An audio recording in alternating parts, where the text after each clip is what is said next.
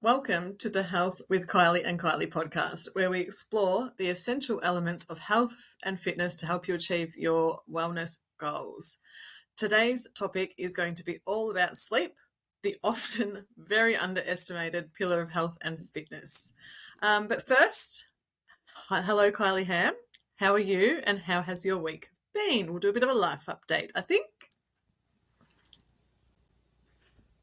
Hello, Kylie Jade, and hello, listeners. I am very well. Thank you for asking, and thank you for joining us this week. We are very pleased to have you on.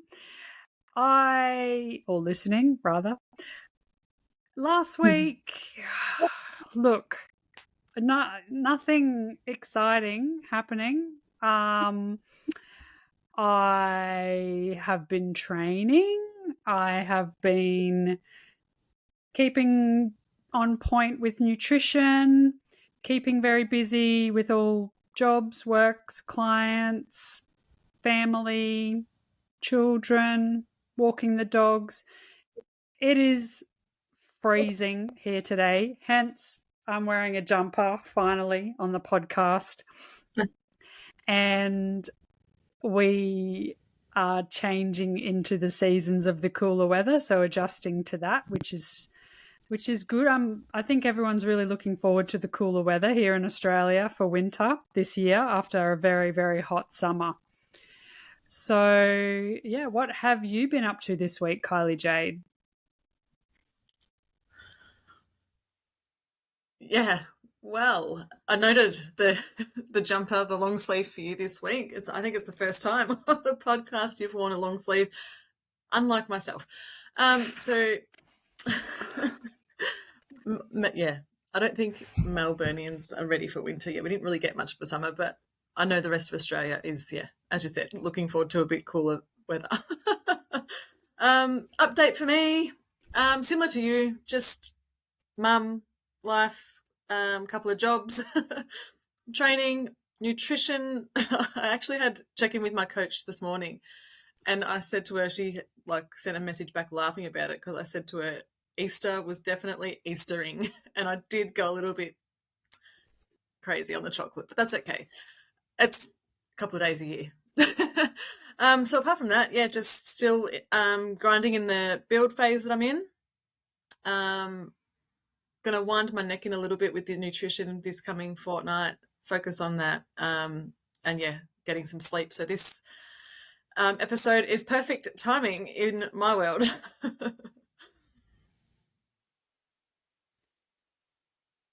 Yes, it is definitely perfect timing in my world too. I am struggling to sleep at the moment. So let's delve into the importance of sleep and how it can significantly impact our overall well-being. So sleep, I always say sleep is number one. Sleep is the foundation of health. Sleep is not just downtime, it's that active process that's vital for our body's restoration and repair. I know that when I am not sleeping well, there's a massive difference in everything that I'm doing. There's a massive difference in my training intensity and even my motivation to train. There is a massive difference in my nutrition. That's probably one of the biggest ones for me. And there's a massive difference in just the way I'm feeling in general, my mood. Yeah, what kind of things do you feel and notice when you are not sleeping well, Kylie Jade? Yeah, so pretty similar to you. Definitely my nutrition, for one. And believe it or not, I think, I don't know if it's just me, there might be other people out there, but I seem to feel the cold more. Like even if it's like 30 degrees outside, I am cold when I'm tired. I don't know if that's yeah, I don't know if that's related or not, but yeah, definitely nutrition and the choices. There's obviously some scientific reason behind that, which we'll get to later. Um, Moods, definitely, 100%. Just ask my family. And yeah, training, I think I'm I don't sleep too much, but I do notice some days that training's not quite on point. But I guess that good old pre-workout helps with that 45 minutes an hour. It's just worse in the afternoon for me.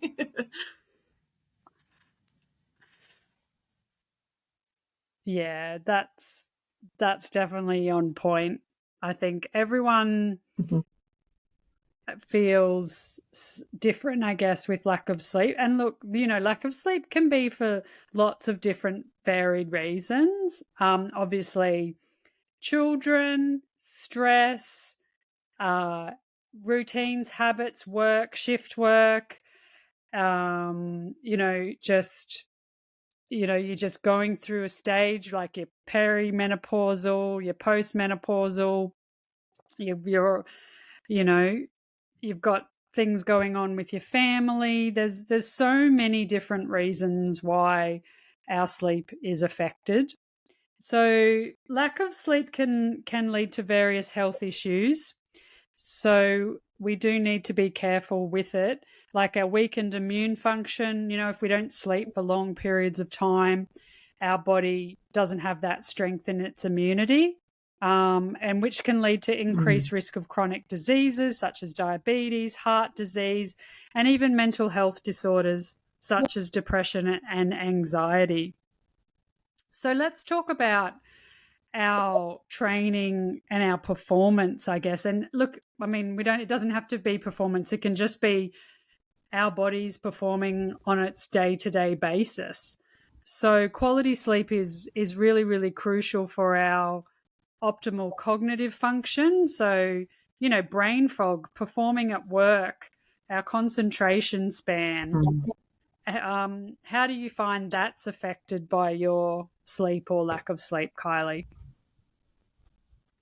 Yeah, definitely. When you mention concentration and brain fog, especially at work, like I do find, for example, today I have slept better than I did Sunday night, and I felt like I was more productive at work because I could focus, and that brain fog wasn't there, and I didn't find myself picking up my phone, like to distract myself instead, as anywhere near as much. So definitely the concentration and the brain fog when it comes to work and remembering stuff. Like I feel like the more I sleep, the better my to-do list and ticking that off mentally sort of rolls. Like if I haven't slept well, I get home, I'm like, oh, I was meant to get milk and bread. But if I have slept well, I remember the milk and bread on the way home. Just those simple little things.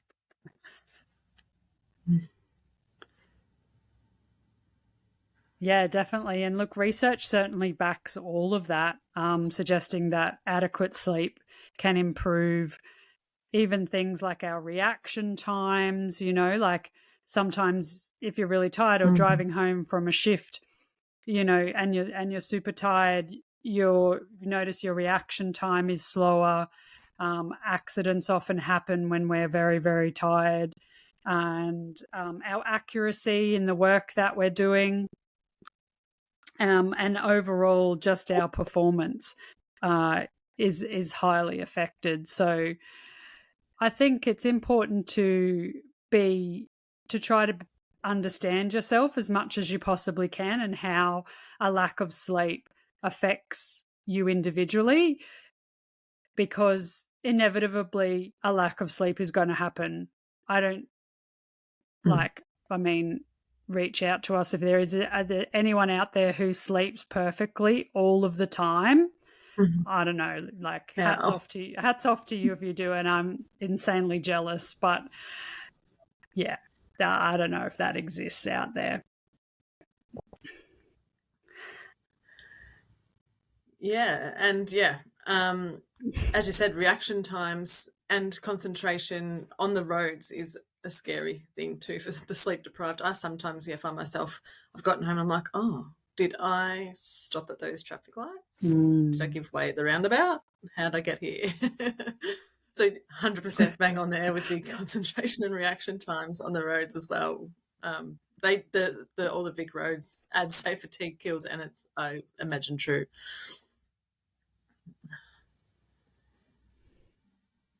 Yeah, definitely that old, like, don't drive if you're tired, take regular Mm. breaks. The same thing, yeah, applies to when we're working.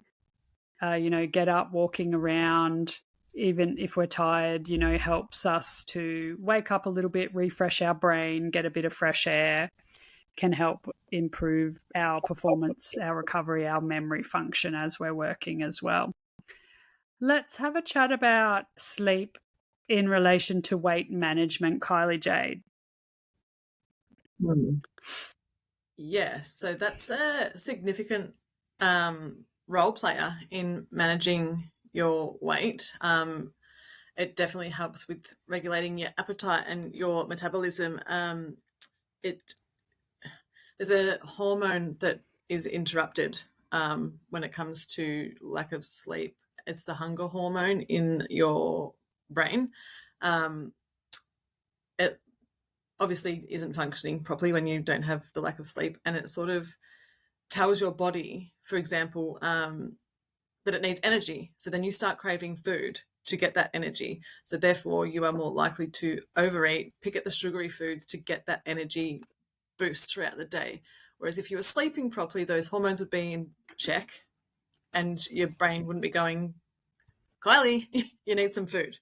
Eat. It makes you crave food, makes you put that food in your mouth. So yeah, when it comes to weight management, those cravings obviously wouldn't be as prevalent if we're sleeping well.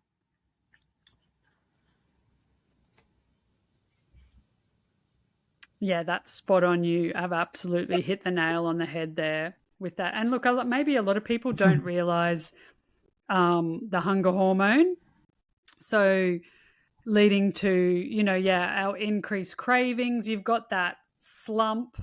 You don't have any energy because it's not because you're hungry, it's because you're tired, but your body's saying, I need more energy. It's saying, your body's saying, I need more sleep, but it's easily understood as I need more energy. So I need to eat to get that energy so I can keep going. So next time you're hungry, maybe take a nap. I wish I could. Yes, naps instead of Yeah. the 3:30 snacks. That is our advice for this podcast today. Naps over snacks. Does it sound like we need some more naps? Oh goodness me! I definitely. I cannot nap. Can you nap, Kylie Jade? I used to every single day. 3 o'clock, get home from work, throw my bags down on the couch, set the alarm for 20 minutes, and nap. Not so much anymore. I was getting I up at 3 struggle. a.m. I cannot nap. Yes. Okay. Hence the nap is absolutely needed in that case. I struggle to nap. I can't sleep unless I'm super, super tired, and then my body will have a quick nap. But yeah, not a napper, sadly. Mine was more Okay. a power nap to get through the day. Like obviously by 3 o'clock, I'd done a 12-hour stint already, and it still had a good 4 or 5 hours to get through. So it was a power nap. But yeah, not anymore. Yeah. Let's talk about sleep in relation to muscle recovery and growth. And we have touched on this in previous podcasts in terms of rest and recovery. Sleep is absolutely essential for muscle recovery and growth, especially if we've done any intense physical activity or our strength training. So, along with the hunger hormone, our body has a growth hormone, which aids in muscle repair and regeneration. So, this hormone is released when we are sleeping. So consistently getting enough sleep helps us, gym goers or any athletes or anyone who's exercising or strength training at all, to maximize their training gains and to prevent any injuries as well. So, Kylie Jade, how with your build, and obviously you're putting extra stress on your body physically at the moment, how have you found your sleep patterns have been affected? Yes, as I mentioned earlier at the beginning of the episode, a focus for me this week is my nutrition for one, but sleep, because I haven't been getting to bed as early as normal.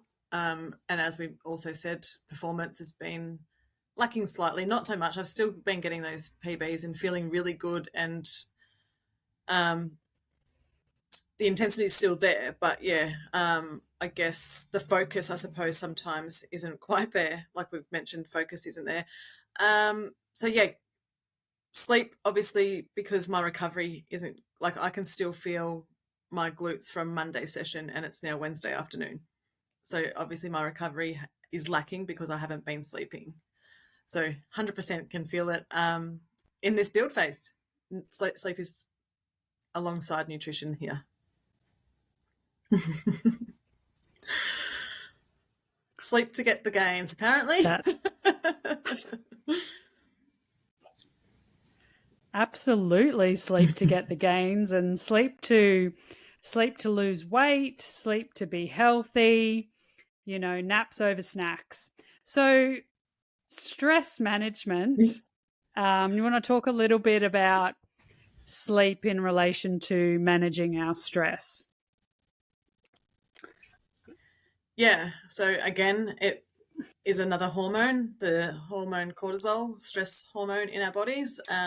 Obviously, hormone levels, sorry, I'll start this sentence again. Cortisol levels go higher when we're under stress, and our body's way of obviously regulating and calming down and relaxing is optimal during sleep, not just laying on the couch watching Netflix, but while you're sleeping, everything is sort of powered down. So that levels out our stress hormones again. And yeah, cortisol is quite a, I guess, dangerous hormone to have elevated all of the time for our overall health. And again, I'm not sure how accurate the studies are. Hello to your dogs. In the cortisol versus weight gain, weight loss sort of thing, but apparently it plays a part as well. Some people say reduce your cortisol, reduce your weight. Yeah, it can all tie in, obviously, because it does potentially tie into the hunger hormones too, I suppose. So it is all related. And yeah, chronic sleep deprivation. I need to sleep by the sounds of it. It can impair our coping mechanisms. And I don't know about you, Kylie, but if you are sleep deprived and shit goes wrong, you're more likely to not react as well. You can end up crying in a heap on the floor, so to speak, instead of potentially handling that stressor a little bit more reasonable. Yeah, obviously coming back to our moods and stuff as well. How do you deal with your emotions when you're sleep deprived? Do you find that it's affected?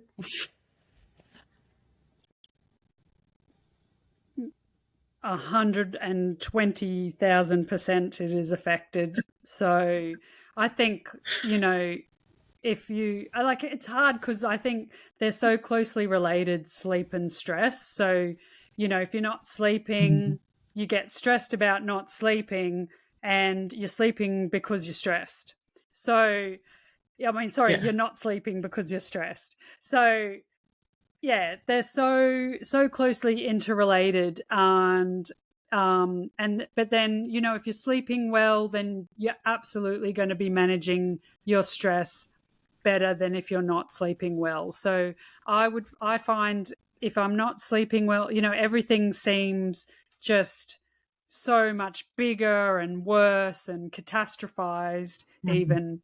And so and it's like, and I worry a lot more about things where, and I'm just not anywhere near as relaxed. So I'm more tense, I'm more uptight, and, everything's Yeah. going terrible. And yeah, so, and it's taken me a long time to be able to realize how closely connected that is to the way that I am sleeping. And look, we Mm. need to talk about, it's not just sleeping, it's the quality of your sleep as well is a major, major factor. And so let's talk about some tips for better sleep. And I guess the optimal goal here is to develop a consistent sleep pattern where we're getting at least 7 and anywhere up to 9 hours of sleep a night. So, what are some tips, Kylie, for our listeners to get better sleep? Um, Things that I try to stick to, when I do say try, is having that same sort of bedtime, um, and wake up time. Like get your body into that actual rhythm of knowing when it's time to go to sleep, because it's routine, and same with waking up. Even on weekends, every day of the week, I try to go to bed at a similar time every day, wake up at a similar time every day. And another one that I like to try and do is, well, I have been trying to do more, is not have any caffeine after midday. And that does work. I know sometimes I come home from work and I have a quick coffee at like 3:30, 4 o'clock, and then that night I'm awake a lot later. So those two things are my top two. There's plenty more. Did you want to touch on a couple more? Oh, and another one, I keep my room cold. Like I still have the fan on now, and it's 9 degrees, 8 degrees overnight. I keep the fan on all night. So they're the three things that I must have. There's plenty more. I'm sure that you can touch on the other couple.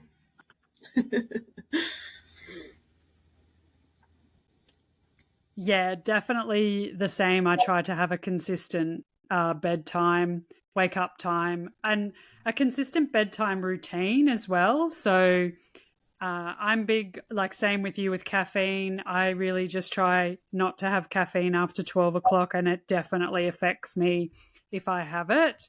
And Mhm. I try not to have any screen time or even watch TV, an hour or so before bed. I know that research says probably should be longer, but I feel like an hour Yeah. is good for me. And yeah, so go to bed, like have a shower, get into bed, read my book for at least 30 minutes, and then drift off to sleep, hopefully, in that time. I like a cold bedroom as well, a dark, comfortable, quiet bedroom.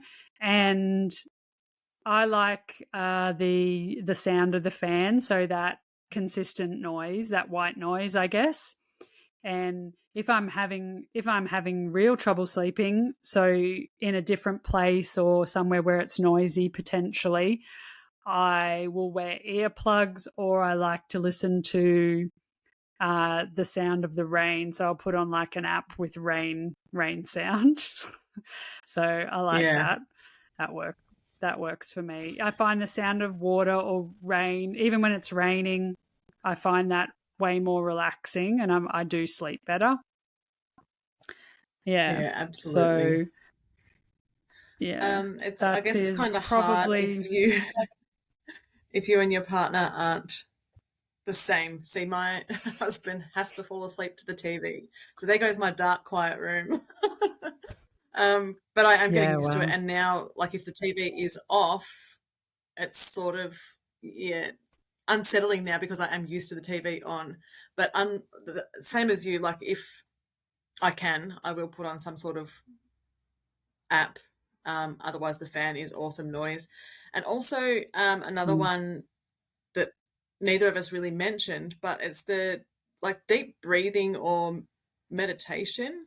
Not so I don't so much meditate, but if I actually pay attention to my breath and just the slow, steady inhale, exhale, that can help you doze off too. But that's not often always at the Mm. forefront when I'm trying to fall asleep. That's just sometimes, not every time. And you're way better than I am with the no screen, obviously, because my husband watches TV to fall asleep.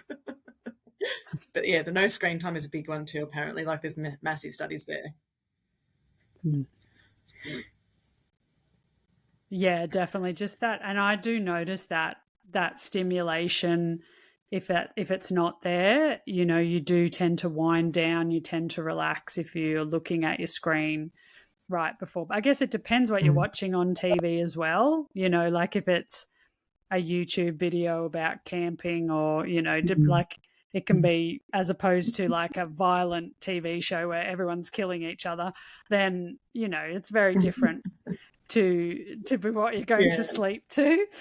And they I do ask, say too, I, like what, yeah, like, can you watch a they do say something too, like boring? yeah, like the last thing that you listen to before you go to sleep, like that stays in your brain while you're sleeping, and you're more likely to dream about those things, or you might wake up and be thinking about the last thing that you were watching, or the last thing that you saw on your phone, or you were watching on TV as well. So definitely, if you can, especially if you are having trouble sleeping, and you're not getting the Yeah. recommended amount of sleep, yeah, you need to prioritize sleep, and you need to be trying these techniques and making an effort to put your phone away and develop a good bedtime routine. Yeah. Yeah, Let's talk about absolutely. partners. Mm. I just want to touch on partners a little bit. It's hard if you have like you're trying to establish a sleep routine and your partner has a different routine, in terms of, if they're not getting up early and you want to go to bed a bit, like you need to go to bed to get some more quality sleep. That can be a challenging aspect for relationships.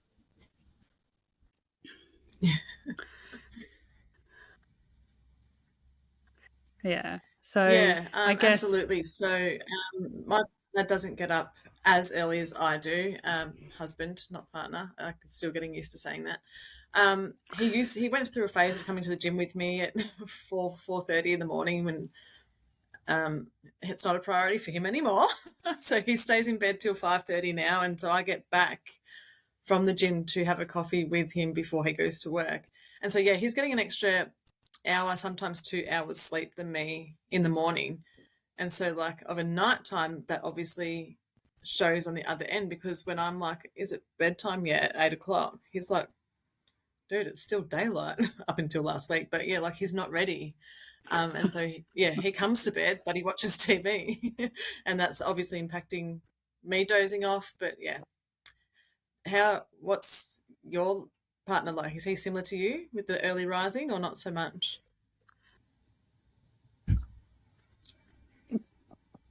yeah, so not so much. I guess like I get up a little bit earlier. Like we do go to gym together a few times a week, but no, he doesn't go as many times a week as I do. And I guess I like to sleep, and sleep's really important to me. So, and I do get tired. So I think I feel like I need more sleep than he does, and Yeah. so he can probably go closer to 7, whereas I'm more 8 and 9 if I can. I feel like is my optimal, sorry, rather amount of sleep. So just that difference there. Yeah, a lot of times, yeah, and people will probably go, oh my God, like you two go to bed at 8 o'clock, 8 p.m. And it's like, yeah. um, and even my children, they're like, Mum, like, you're so old, you go to bed so early. And I'm like, yeah, I love sleep. I love sleeping, and I get up early. I get up way earlier than they do. Yeah. So, we've gone to the gym or gone for a walk, and we're back and having cooking breakfast and lunches, and even before we wake them up. So it's very different. But I guess you just got Yeah. to kind of work out your routine and work out what you can do. It's not ideal to be going to bed earlier than your partner at like all the Hmm. time, but I think that if that works for some people, then that's okay. You got to figure out what works for you. Yeah, it's a matter of compromise, I guess. Like, obviously, on the weekends, Friday, Saturday nights, I do stay up that bit later, Mm, watch the football with him and stuff like that. And yeah, he obviously realizes that mm. at the beginning of each week, I'm a little bit tighter because I've got those couple of earlier starts to work at the gym before my office job. And he respects that. And we try to go to bed at a Kylie hour at the beginning of the week. So there's the compromise there. And yeah, as you say, what works for my situation might not work for yours or the next door neighbors or whatever. You just got to find what works for your relationship and family dynamics, I guess.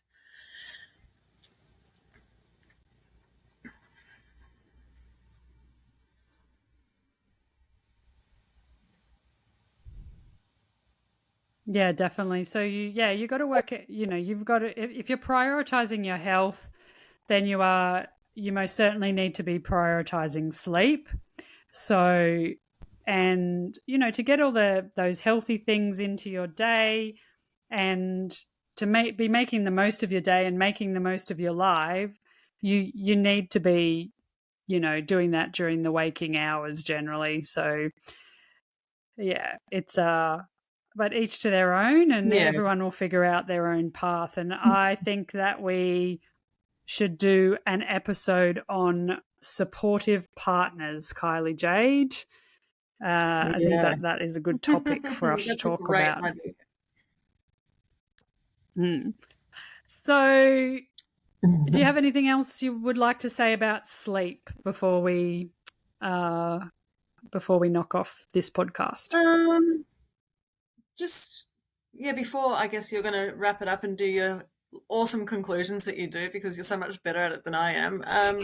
Just reminding that like sleep is a part of um, like health and fitness, and it should be a priority. Like just as much as your daily step target, your um, whole food target, your water intake, all of that sort of stuff, your daily movement, whatever, your gym, your 5 days at the gym or 3 days at the gym, like you prioritize all of that. So prioritize sleep just as much. Like it's all intertwined. It's all just as important for your overall health and fitness.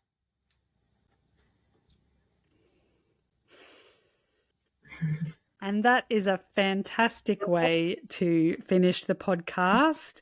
So, yeah, keep investing, invest in your sleep, invest in yourself, make sleep a priority, and you will see the countless benefits that it has to offer. Thank you so much for listening this week. We hope you have enjoyed the podcast. Please like and share it on your socials so that other people who might benefit from listening to us can find us. Please leave us a 5-star review, leave us some positive comments. We're getting some great listening. So thank you to everyone who listens. We really appreciate you. And I appreciate you, Kylie Jade. Thank you for joining on the podcast this week and your fantastic insights as always. And we look forward to seeing you next week. Thank you as well, Kylie Ham. And don't forget to tag us on your shares and stuff on socials. I like to see any comments and tags and stuff. We love it. So that's um, the Health with Kylie and Kylie podcast, Kylie Jade Coaching, and Health with KJ. Is that your new handle? Yeah. I keep forgetting. Yeah, Yeah, awesome. you got So it. tag Spot us, on. share, No, you like got it. everything like that. Yeah. Yeah, and if any listeners have any suggestions, and thank you, we got some fantastic suggestions. But if you have anything that you want us to talk about on the pod, send us a DM, and we will be more than happy to talk about those topics in the future. If you have any questions, maybe we should do a Q&A episode soon too, Kylie Jade. So yeah, thank you for joining us, and we will see you next week. Thanks, Kylie Jade. Thanks, Kylie Ham.